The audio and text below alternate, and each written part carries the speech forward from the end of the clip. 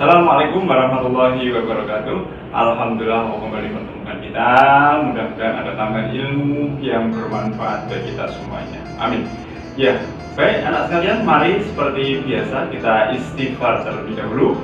Mudah-mudahan istighfar ini mengampuni dosa-dosa kita dan memberkahi ilmu yang kita dapatkan. Bersama-sama mari. Astaghfirullah Rabbal Baroya, Astaghfirullah minal khotoya, Rabbi zidni ilman nafi'an wa wafiqni amalan sholihah. Amin. Sekarang kita lanjutkan kerjasama ekonomi dalam Islam. Ya, yang pertama adalah syirkah. Apa itu syirkah? Syirkah yaitu persekutuan antara dua orang atau lebih yang bersepakat untuk bekerja sama dalam suatu usaha yang keuntungan atau hasilnya untuk mereka bersama. Syirkah yang sesuai syarat bertujuan untuk kesejahteraan bersama merupakan salah satu bentuk ta'awun. Wa ta'awanu 'alal birri wat taqwa wa la ta'awanu 'alal ismi wal udwan.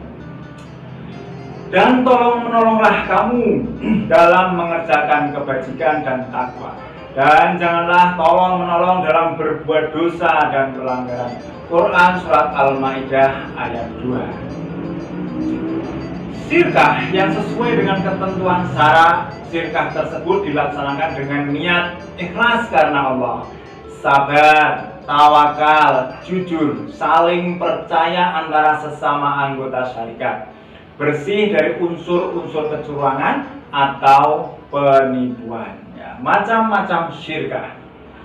Ada syirkah harta atau syarikat inan, yaitu akad dua orang atau lebih untuk bersyarikat, ya, berkumpul pada harta yang ditentukan dengan maksud untuk memperoleh keuntungan. Ya. Rukun syarikat harta adalah satu, sigot atau lafaz akadnya itu bagaimana. Yang kedua, anggota syarikat itu sudah harus balik, berakal sehat, merdeka, dan tidak terpaksa. Yang ketiga, pokok atau modal dan pekerjaan. Bentuk-bentuk syarikat di zaman modern ini ada firma, CV, PT, termasuk bentuk-bentuk syarikat. Apa itu firma? Yaitu persekutuan antara dua orang atau lebih untuk mendirikan perusahaan bersama yang bertanggung jawab bersama-sama terhadap perusahaan. Kalau CV, ya, itu adalah perluasan dari firma, di mana ada anggota yang hanya menyertakan modal saja dan tidak bekerja dalamnya. Sedangkan PT adalah perseroan terbatas, yaitu bentuk perusahaan yang modalnya terdiri dari saham-saham yang memiliki harga-harga nominal tertentu, yaitu PT. Nah, sekarang yang kedua adalah syarikat kerja. Tadi syarikat inan, jadi syarikat kerja. Syarikat kerja yaitu gabungan dua orang atau lebih untuk bekerja sama dalam suatu jenis perusahaan atau pembagian keuntungan dibagikan sesuai dengan perjanjian. Manfaat syarikat kerja adalah menjalin hubungan persaudaraan, memenuhi kebutuhan dan meningkatkan kesejahteraan, menyelesaikan pekerjaan besar bersama untuk kepentingan umat manusia, lalu melahirkan kemajuan dalam segala bidang. Nah, kita lanjutkan dengan mudharabah atau qirad, yaitu pemberian modal dari pemilik modal kepada seseorang yang akan memperdagangkan modal dengan ketentuan bahwa untung rugi ditanggung bersama sesuai dengan perjanjian. Hukum mudharabah adalah mubah atau boleh sesuai dengan firman Allah, wa ta'awanu 'alal birri wat taqwa wa la ta'awanu 'alal ismi wal udwan. Dan tolong menolonglah kamu dalam mengerjakan kebajikan dan takwa, dan janganlah tolong menolong dalam berbuat dosa dan pelanggaran. Nah, rukun mudharabah atau qirad yang pertama adalah mukrid atau pemilik modal. Dan muktarik yang menjalankan modal. Syaratnya harus balik, berakal sehat, dan jujur. Lalu modal, hendaknya diketahui jumlahnya dan tunai. Jenis usaha dan tempatnya sebaiknya disepakati bersama. Besarnya keuntungan, ya, hendaknya sesuai dengan kesepakatan di awal akad. Nah, muktarid itu hendaknya jujur dan menggunakan modal atas izin mukrid. Ya. Hikmahnya apa sih penerapan mudharabah di masyarakat?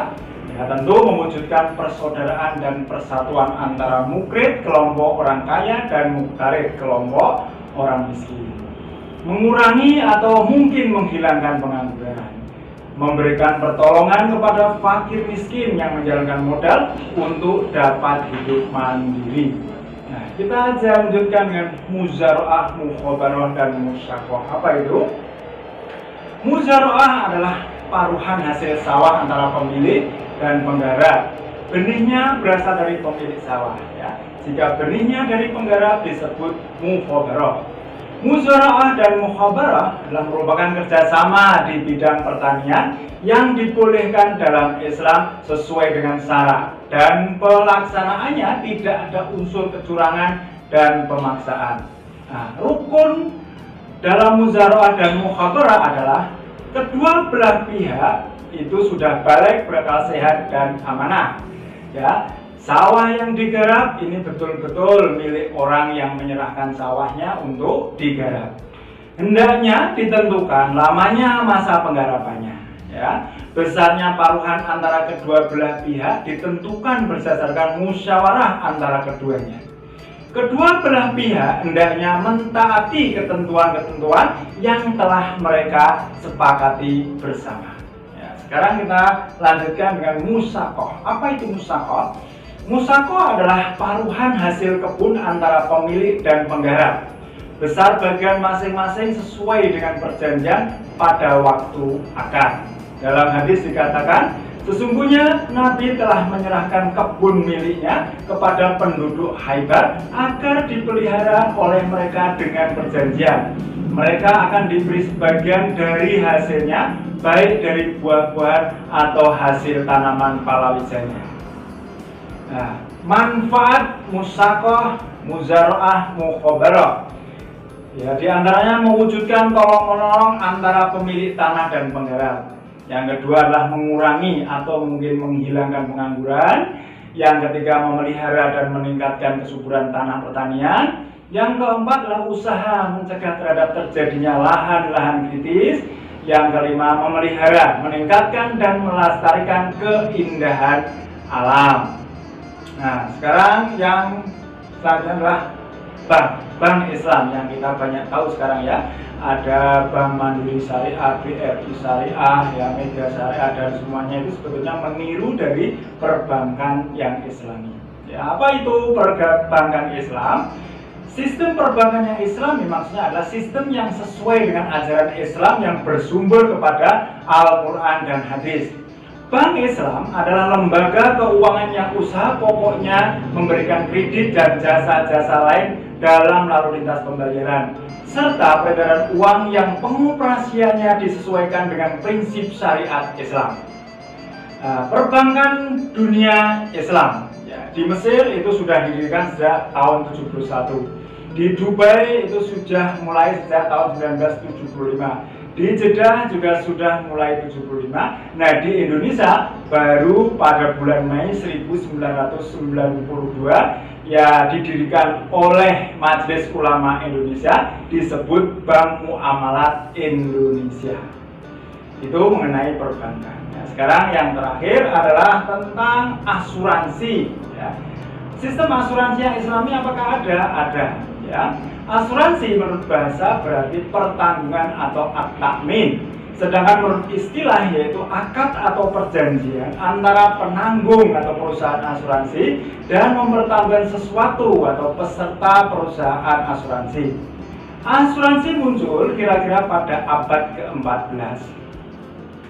Ulama fikih sepakat bahwa asuransi diperbolehkan dengan catatan cara kerjanya harus sesuai dengan ajaran Islam, yaitu ditegakkannya prinsip keadilan, dihilangkannya unsur untung-untungan, perampasan hak dan kedoliman, serta bersih dari riba. Ya.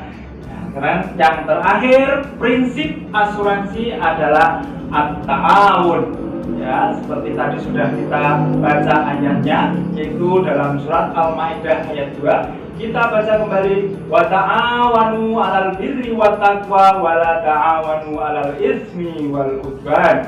Dan tolong-menolonglah kamu dalam mengerjakan kebajikan dan takwa, dan janganlah tolong-menolong dalam berbuat dosa dan pelanggaran.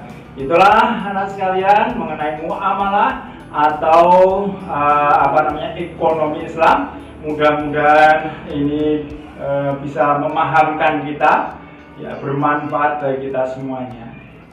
Nah, sekalian, marilah kita akhiri pelajaran kita dengan membaca hamdalah bersama. Alhamdulillahirabbil alamin. Assalamualaikum warahmatullahi wabarakatuh.